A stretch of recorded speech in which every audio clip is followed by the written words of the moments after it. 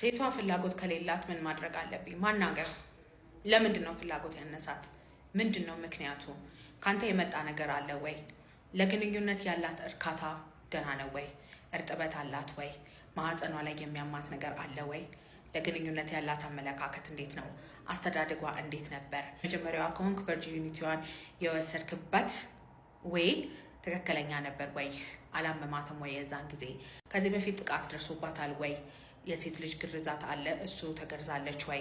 እዛ አካባቢ በእጅ ነው ወይስ በብልት ነው የምትረካው የሚባለውን ነገሮች ማወቅ አለብን። ጀነራሊ የሴቶች የግንኙነት ፍላጎት ከወንዶች በጣም ዝቅተኛ ነው። ግን ሁል ጊዜ ደግሞ ሴቶች ግንኙነት ፍላጎት የላቸውም ተብለው የሚወቀሱ አይደሉም።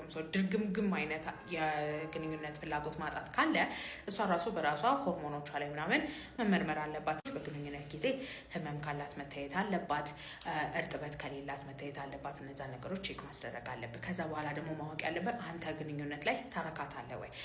ሁል ጊዜ ቶሎ የምትጨርስባት ከሆነ፣ ሁል ጊዜ ብልት መሀል ላይ የሚልፈሰፈስ ከሆነ፣ ወይም አንተም ራሱ ፍላጎት ከሌለ ራሱን የቻለ እሷ ላይ ደግሞ የሚፈጥረው ስነልቦናዊ ጫናዎች ሊኖሩ ይችላሉ። ስለዚህ ሴቶች ወንዶችን መረዳት እስካለባቸው ድረስ ደግሞ ወንዶች ደግሞ ሴቶች ባሉት ነገሮች መረዳት አለባችሁ። ስንፈተ ወሲብ ካላችሁ መታችሁ ማሳከም ትችላላችሁ።